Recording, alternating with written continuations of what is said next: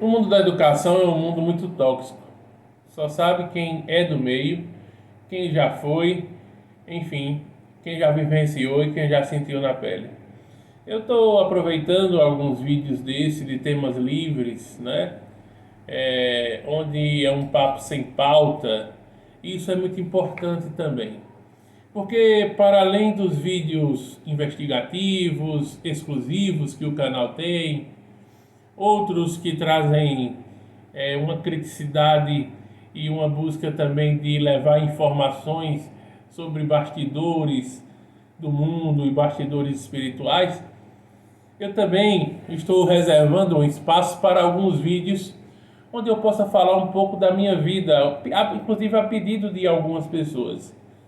Falar um pouco da minha vida, experiências de vida, vivências, coisas da área profissional, da área pessoal, que também se refletem na pessoa que eu sou hoje, né? Na pessoa que eu estou no momento, diante das experiências, e que tudo isso se reflete do ponto de vista espiritual.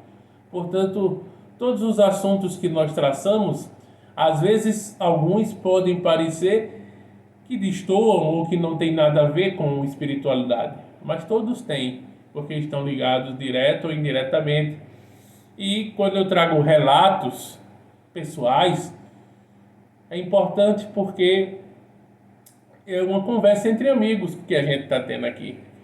Eu estou me abrindo para você que está acompanhando o canal, como se a gente estivesse numa sala fechada, reservada, conversando sobre a vida e conversando sobre a espiritualidade. Esse é o canal do Prof. Kardec. Eu queria que você me apoiasse, deixando seu like, inscrevendo-se agora no canal. Por favor, inscreve-se aí. O mundo da educação é, sem dúvida, como falo, um mundo tóxico, sobretudo hoje em dia, né? Minha mãe foi professora e eu lembro que desde a época dela já existia uma grande toxicidade. Minha mãe foi professora, professora de escola pública, e eu me lembro que em algumas tardes ela me levava para ir com ela para a escola. Era uma maneira de eu não ficar sozinho em casa em algumas tardes, e aí ela me levava junto, coisa que eu gostava, né? Isso, eu era um adolescente, pré-adolescente, né? Ainda numa fase um pouco infantil e quase adolescente, ou iniciando a adolescência, e eu gostava muito de ir, porque eu acompanhava a tarde de trabalho dela, não é? Era uma escola pública, uma escola de uma comunidade também já difícil, onde naquele tempo já existia drogas, violência, já desrespeito aos profissionais de educação, etc. E eu ia com ela, e eu sentava no birô, né, na mesa da professora, e o pessoal ficava perguntando: é o filho da professora? É o filho da professora? É. E ela dava aula, e eu acompanhava as aulas dela. Eu gostava muito das aulas dela. Eu gostava muito das aulas dela. E ficava pensando: de manhã eu estudo numa escola particular e não tem uma professora assim. Não tem uma professora que explica de uma maneira mais rápida, que tem o domínio de sala, né, que tem a atenção e o respeito dos alunos, e que ao mesmo tempo ela conseguia passar o conteúdo, né? E já teve vez de colocarem ela para dar aula até de matemática, que era uma área totalmente oposta à área dela, e ela deu conta do recado. Ela assumiu e deu conta do recado, não é? E eu acompanhei isso, indo algumas vezes com ela assistir essas aulas. E eu acompanhava a aula dela e dizia: eu queria ter uma professora assim de manhã. Estou numa escola particular e não tem. O que é que acontece, né? Muitas vezes os rótulos que a gente vê também discriminando e achando que a escola pública não tem bons profissionais. E tem, sempre teve e tem. Muitos profissionais da escola pública ensinam também na escola particular, sempre ensinaram, ensino em faculdade, não é? E muitas vezes até não querem ensinar em escola particular, tendo toda a capacidade e potencial, mas não querem porque sabem que o sistema é diferente. Muitas vezes da escola particular, você tem que ser capacho, né, de pai de aluno, família de aluno, e uma série de fatores, enfim, que a gente sabe como funciona. Então o sistema é bruto em todas as áreas, como eu digo, né? Em todas as áreas que você for, o sistema está montado. o sistema, as panelinhas, é impressionante. Pois bem, minha mãe foi uma grande lutadora, né? Uma grande batalhadora, porque ela, além de dar conta de toda a casa sozinha, né? Dar conta de ser dona de casa exemplar, de ser uma excelente cozinheira, né? Porque a comida dela era maravilhosa. Então, toda a comida, toda higiene, toda a limpeza de casa, né? Os estresses da família, ela administrar os estresses da família, e ainda assim também os estresses da área da educação, né? Tendo 4 filhos para criar, onde ela tinha uma responsabilidade, um peso muito grande em cima dela, inclusive peso financeiro também, muitas vezes, onde meu pai era um cara inteligente, jornalista, conceituado, né? Inteligente, sabia escrever, teve uma certa posição social, mas se perdeu no álcool, né? Então meu pai foi alcoólatra e isso dificultou muitas relações, né? Estremecia as relações dele com a minha mãe e gerava conflitos, e muitas vezes ele acabou sendo um pai ausente por conta do álcool, né? Por conta, enfim, de ir atrás de outras coisas e deixar em casa tudo meio que jogado e sob responsabilidade de minha mãe, né? Então, essa coisa do lado mais instintivo, essa coisa de ir atrás de outras mulheres, né? Enfim, essa situação. Mas também guardo bons momentos com ele. Guardo bons momentos, claro, porque é como a gente sempre diz, todo mundo é luz e sombra, todo mundo tem um lado oculto e todo mundo também tem um lado luminoso, não é? Um lado muito bonito, límpido. E meu pai também tinha o seu lado de coração, o seu lado bondoso. Muitas vezes me acarinhava com ele deitado na cama, assistindo jogo de futebol ou filme. Já fiz caminhadas com ele nos verões que a gente ia sempre para passar 30 dias na praia em janeiro, nas férias escolares, né? Sempre em melhores apartamentos, tendo comida do bom e do melhor também, sempre ele nunca deixou faltar, não é? E andava comigo, caminhava comigo, e no que caminhava comigo também conversava, éramos ali amigos de caminhada, e ele confidenciava também muitas coisas também, né? Cargas que ele também tinha, dores e vivências da vida que ele também tinha. Então a vida é interessante exatamente por isso, né? Todos que passam por aqui deixam seus rastros e o seu legado. Muitas vezes, em algumas encarnações, somos infelizes. Infelizes em alguns aspectos. Podemos ter deixado a desejar aqui ou ali, a gente teve pontos falhos também aqui ou ali, escorregões, mas isso não nos tira a centelha divina, não é? Não nos tira a luminosidade que temos, não nos tira a beleza que temos, a capacidade de ser luz e de fazer brilhar essa luz, não é? Então, por isso que a gente sempre tem que olhar para os outros e para os errantes, para os que caem, para os falhos, com um olhar de compaixão. Aliás, a compaixão é um dos atributos dos seres despertos. Ser um ser desperto não é um rótulo, é uma vivência. Então, a compaixão é uma característica do ser desperto, da pessoa que está em expansão de consciência. A empatia é uma característica do ser desperto, porque é aquela pessoa que não está julgando e condenando o outro, está compreendendo, não é? Ele não está, por exemplo, o ser desperto ele não vai esconder ou tapar o sol com a peneira de uma realidade sobre alguma pessoa. Ele pode ser uma crítica também, mas ele não vai condenar ninguém. Condenar, não. Ele pode criticar. A crítica faz parte. Jesus foi um crítico, né? Quando ele chama raça de víboras, sepulcros caiados, Jesus estava tecendo críticas e insultos, críticas e insultos. Então veja, Jesus. Então todos nós podemos ser críticos. Esse canal é um canal crítico, por exemplo, mas não é um canal desrespeitoso, deseducado, nem é um canal que queira manchar a reputação de ninguém e condenar ninguém. E assim nós devemos ser na nossa vida pessoal também, não querer condenar ninguém, nem manchar reputações, nem viver apontando o dedo para ninguém. Sabe por quê? Porque o mundo gira, as coisas acontecem. E aquela velha história de que quem nunca que atire sempre as primeiras pedras. Quem nunca isso, quem nunca aquilo, que atire as primeiras pedras. Porque está gravado em nossa consciência os registros e tudo aquilo que fizemos.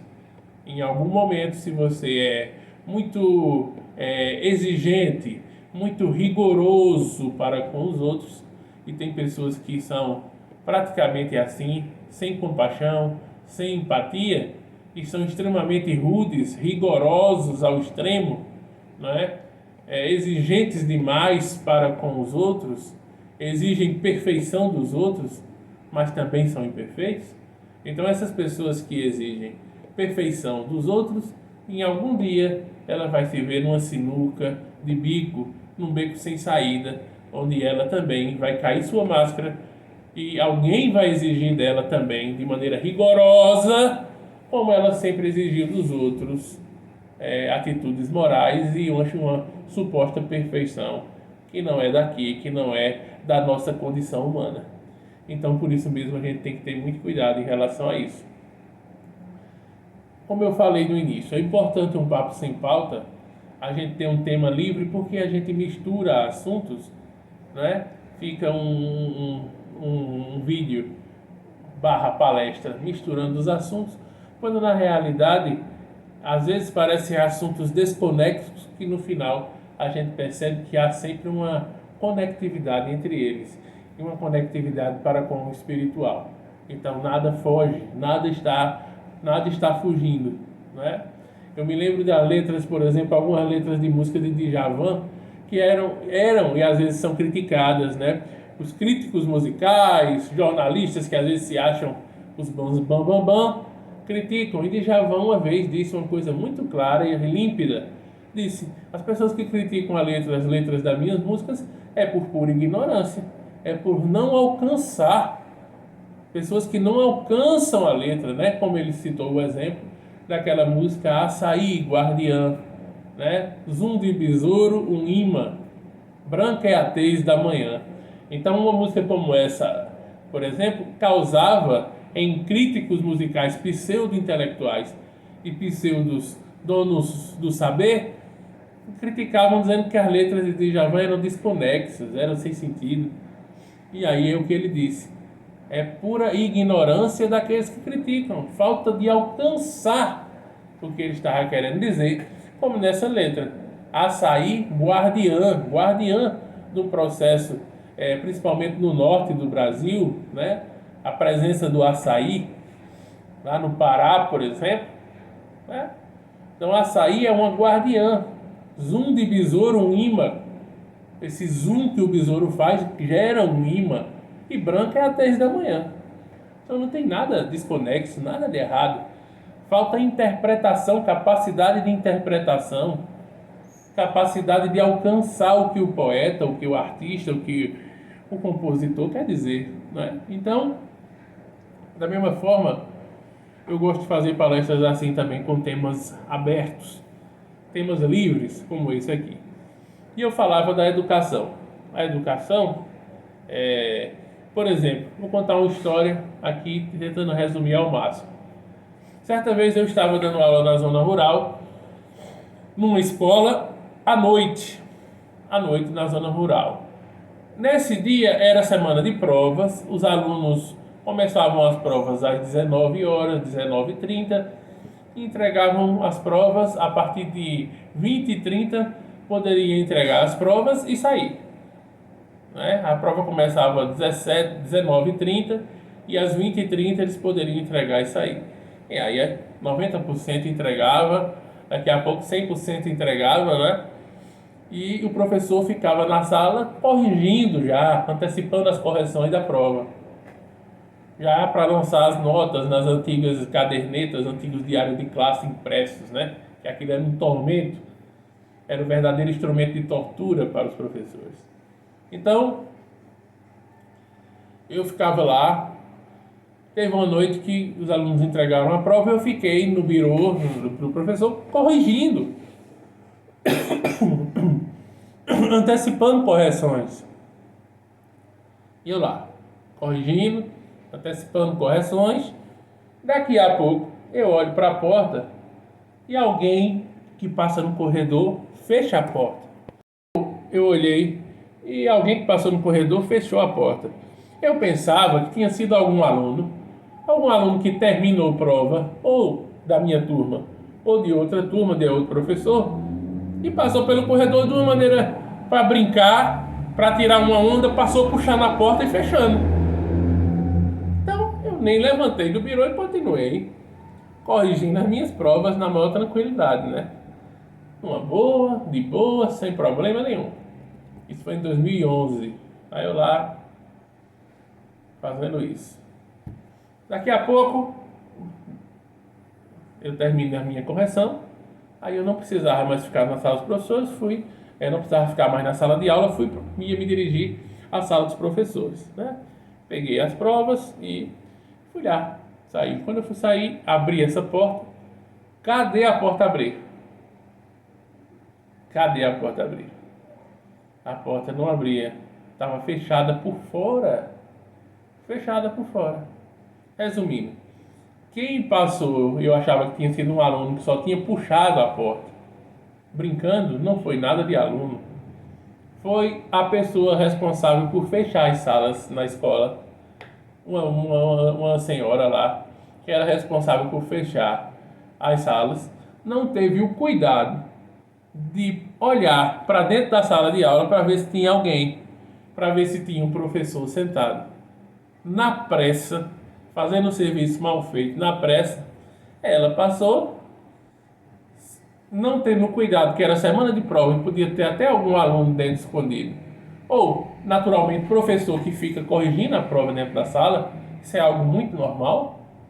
Ela passou e simplesmente fechou a porta sem olhar, sem conferir se tinha alguém dentro da sala.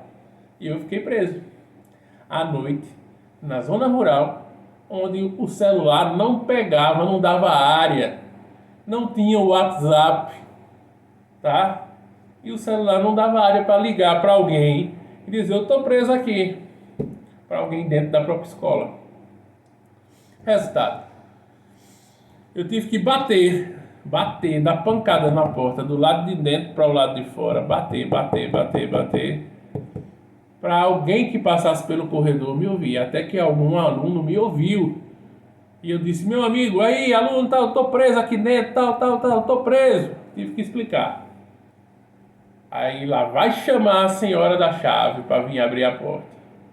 Agora isso, ó, não foi um minutinho esperando, não. Primeiro, uns 10 minutos para eu conseguir alguém que me ouvisse. E segundo, bote tempo para essa senhora vir. E quando ela chega, nervosa que ela ficou, ela não conseguia achar mais a chave que naturalmente abre e fecha aquela porta.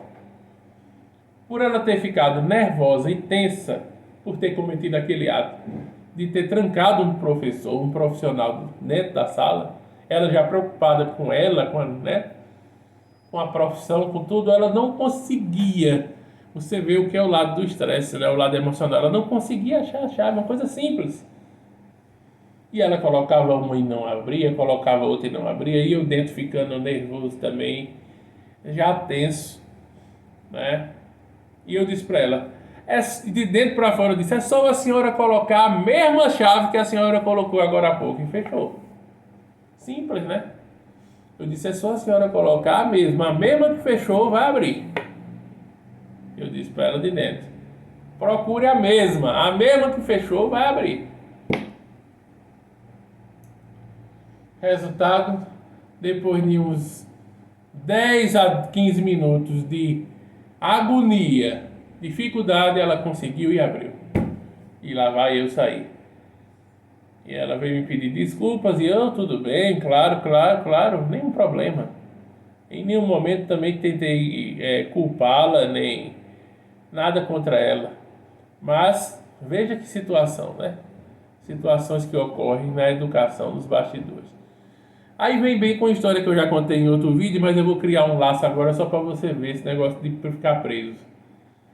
Fiquei preso nessa condição, isso em 2011. Quando foi em 2013, eu estava dando aula na escola, era para os alunos largarem 17h20, não tocou, não teve sino, a ordem era para liberar só com um toque do sino. Lá vinha eu descendo com os alunos, porque não teve sino, passando as dependências da escola, tudo vazia, tudo livre, não tinha ninguém, tinha ninguém, tinha ninguém. Resultado, estávamos presos dentro da escola, eu e os alunos do 6º ano, antiga 5ª série. Sozinho dentro da escola por irresponsabilidade da direção, que nos deixou sozinhos. E fechou a escola simplesmente sem nos avisar, ignorando a nossa presença. Ignorando a presença de mais de 40 alunos e a minha. Resultado, aquela época eu liguei para o secretário de educação, aí foi que alguém vinha abrir, um aluno deu um pipoco, deu uma voadora no portão, o portão quebrou, aí todo mundo saiu, e no outro dia que eu não cheguei na escola, a diretora, gestora, que na época era chamada diretora, me chamou e queria me responsabilizar por tal coisa. Veja como é interessante, né? Aí eu disse, cadê a coordenadora, cadê o pessoal que não estava, né? E mais, e eu disse, e ela queria dizer assim, ela disse, nós temos um portão quebrado e você e o aluno é que vão pagar. Olha, queria me responsabilizar por isso. Aí disse, você ligou para o secretário de educação? Eu digo, olha, nessas horas a gente tem que ligar para os amigos. Eu ainda disse isso. Eu cutuquei, né? Aí ela disse, você ligou para o secretário de educação? Se eu liguei para a senhora, estava desligado. Eu liguei para as coordenadoras, ninguém atendia. Eu estava sob responsabilidade de crianças / adolescentes. Nessas horas da agonia, do aperreio, como a gente diz aqui no Nordeste, a gente tem que ligar para os amigos. Então eu conheci o secretário, né? Liguei para ele. Aí ela ficou fumaçando. E eu disse, vamos tirar o aluno dessa situação. Ele é um adolescente, nós que somos adultos, a gente resolve. Procure, faça um orçamento do portão e me entregue. Até hoje. Ela nunca me entregou orçamento nenhum. 2, 3 dias depois o portão novo estava lá. E mais, veja como são as coisas. Por que eu estou falando isso? Ela, em menos de 24 horas, procurou saber a ficha da minha vida na escola e descobriu que em 2011 eu fiquei preso nessa outra condição da pessoa me trancar dentro da sala de aula no Rafael. Veja como as informações. O Rafael era a comunidade lá da zona rural. Veja como as informações chegam, né? Como tem fofoca fresquinha, ficha corrida de todo mundo, né? Então, ela quis utilizar uma coisa que não tinha nada a ver. Ela quis falar de uma girafa para comparar com um elefante. Aí ela disse, o senhor já ficou preso em outra escola também. Como se eu tivesse o prazer de querer ficar preso. Como se fosse um feitiço meu. Ficar preso nos ambientes, né? Interessante, né? Como são as coisas. Eu disse, olha, essa situação que aconteceu lá não tem nada a ver. A situação que eu fiquei preso lá é que eu estava corrigindo uma prova, os alunos fizeram prova, saíram, eu estava no birô, no meu direito de estar na sala de aula corrigindo prova, e uma mulher que era responsável por fechar as salas, passou, não conferiu se tinha alguém e me fechou e me trancou. Não tem nada a ver com essa situação de agora. A única coisa que tem a ver é que em ambos os casos foi irresponsabilidade. A mulher não olhou para ver se tinha gente e me trancou. E aqui vocês saíram e me trancaram também, sem avisar, sem me procurar, sem procurar, ignorando os alunos e a mim. Então a única conexão que pode ser feita é isso: negligência, inoperância e incompetência. E não eu. Não, ela veja como as pessoas são, como o ser humano é, né? Ela queria inverter a situação e querer me colocar como uma pessoa que gostava de ficar preso nos cantos. Só era o que faltava, né? Aí eu tive que dizer isso, fiquei esperando o orçamento do portão, porque ela não me entregou. Porque se ela me entregasse, eu iria ao secretário de Educação e ia perguntar a ele: e aí, meu querido, com esse orçamento aqui? Ela me entregou o orçamento, ó, disse que quem tem que pagar sou eu. Aí como é que a gente faz? Eu pago mesmo? O senhor, que é o secretário, paga? Ou a gente devolve para ela, chama ela, como é que faz? Ela nunca me entregou, o portão ficou lá. E naquele ano, ela não podia fazer mais nada comigo, mas ficou com uma raiva tão grande. Minha mãe estava com câncer, eu precisava me ausentar, às vezes sair mais cedo, não estava com a cabeça legal, eu estava noivo, era uma série de questões e precisava às vezes me ausentar, sair mais cedo. E ela queria pegar no meu pé e ficou pegando no meu pé até o final do ano, mesmo sabendo da situação que minha mãe estava, e ela desumanamente ficou fazendo isso. No frigir dos ovos, o tempo passou, depois eu me tornei gestor escolar dessa mesma escola. São as coisas da vida, não é? Por isso que eu concatenei uma história de uma com outra, porque elas tinham esse enlace. Então é isso. Veja que o mundo é cheio dessas questões, né? E a conectividade nas coisas. E mais ainda, veja que o mundo da educação é um mundo caótico e é um mundo extremamente estressante. Veja só esses dois fatos que eu contei aqui. Nos dois fatos, eu não tive culpa nenhuma de nada, responsabilidade nenhuma de nada. E as pessoas queriam me ferrar e inverter situações. Entre isso e entre tantas outras coisas que eu vivi no mundo da educação, coisas de desumanidade, falta de coleguismo, falsidade, entre outras coisas, é por isso que eu deixei a área da educação. Continuo sendo professor, porque quem é professor nunca deixa de ser professor.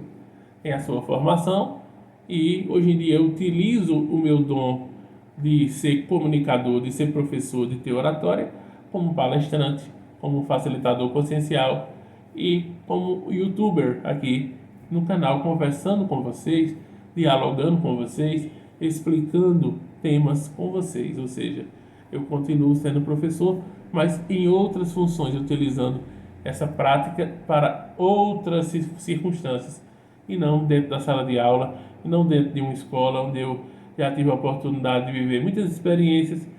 Às vezes encontro ex-alunos e é muito bom, é muito gratificante quando a gente encontra ex-alunos, principalmente aqueles que reconhecem o nosso trabalho, nos abraçam, sentem saudade. Isso não tem dinheiro que pague. Mas dizer assim, que eu queira ir para uma escola, não. É um ambiente muito estressante, muito tóxico, muito carregado energeticamente, tá? Agora, tem gente que consegue viver, tem gente que de repente eu já tinha predisposições kármicas, né, para que as coisas dessem meio sempre complicado para mim. Enfim, em outros casos tem pessoas que adoram e assim é tudo na vida, né? Tem gente que gosta de tomar banho de lama. O que é que se pode fazer? Tem gente para tudo, né? É isso. Para não me alongar mais, eu termino esse vídeo por aqui. Mas a pedidos, eu estou fazendo vídeos assim, contando histórias, um pouco de casos reais da minha vida, da minha caminhada, pessoal, profissional, familiar e espiritual. E assim eu farei em outros vídeos também. Se você valoriza isso e está gostando, deixa o like. Não esqueça o like, que é muito importante. Também deixe seu comentário, interaja comigo, tá? O mundo dos despertos não é um mundo de gente fria, de gente que ignora, de gente sem coração, como eu falei aqui. É gente que se comunica, é gente que interage, é gente que tem calor humano, é gente que dialoga. É muito importante isso, você deixar seu comentário e não esquecer o like, ajude o canal. Eu estou aqui abrindo meu coração, contando histórias muito pessoais. E eu queria que vocês me ajudassem com o like e com a inscrição no canal. Se não for inscrita, inscreva-se. Se não for inscrito, inscreva-se.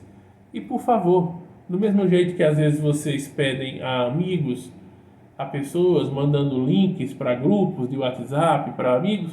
Compartilhe o link do canal, compartilhe o link desse vídeo ou de outro vídeo do canal que você gosta mais e manda para alguém e pede para alguém assistir, pede para alguém se inscrever no canal. É uma coisa tão simples e que às vezes as pessoas não fazem, não é? Muito simples, pegar um link, pegar um vídeo, mandar para alguém, pedir para alguém assistir, pedir para alguém se inscrever no canal e dar uma força para o canal. Me ajudem nesse aspecto, por favor. Um grande abraço.